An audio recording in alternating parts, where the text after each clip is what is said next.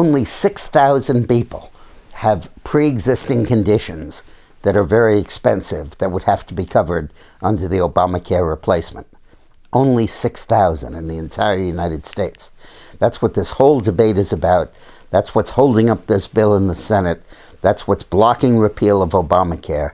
6,000 people. Now, the 6,000 people have extensive medical needs. They average about $350,000 each a year. How do I know this?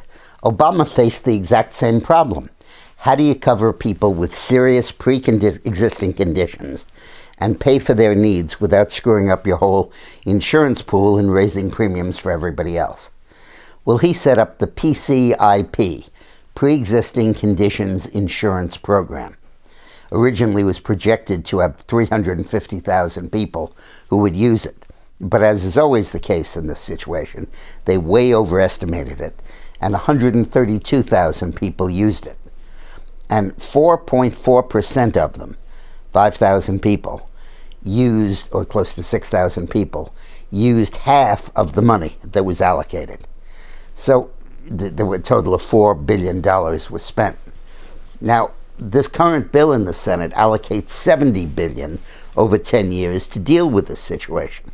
More than enough money. And let's realize that we're talking about 6,000 people who are very sick. They average about $350,000 a year in claims. And if the pool is inadequate for it, I think just put them under Medicare. Take care of their problems and put them in Medicare, assuming even though they're not over 65. But for goodness sake, when these moderate Republican senators, so-called, like Capito of West Virginia or Murkowski of Alaska, come in and say that, oh, we don't know if we can vote for this bill because it doesn't deal with people with pre-existing conditions.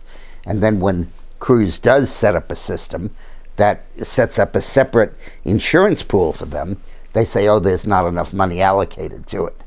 And I'll bet if you ask them how many people are involved, they would say, oh, millions, hundreds of thousands. Well, the answer is 6,000 people stand between this bill and adoption. And it makes you understand the nature of this problem. For 99% of the population, a regular insurance scheme is fine. Their needs aren't that great. The premiums can cover it. The tax subsidies can make the premiums affordable. And everybody's happy, and they can get whatever kind of insurance they want. Obamacare didn't work because it required everything to be insured. But under the new bill that Cruz and McConnell have brought forth, all that would be covered. But 6,000 people are so sick that they wouldn't make it work, that they could mess up the whole equation. So allocate separate money to them, and this bill gives them $70 billion. And to cover 6,000 people, that's enough. By the way, in 30 days, my new book, Eileen's and Mine, comes out, Rogue Spooks, The Intelligence War Against Donald Trump. And it tells you what's really going on. It rebuts all of this garbage that's in the media about Trump with his meetings, about collusion, about Putin's role, about fixing the election, about the dossier, about all of the various characters involved. It really explains what's going on. So pre-order it. It's available at Amazon and Barnes & Nobles and Books A Million. And if you pre-order it now, I'll send you a signed copy. Thanks very much.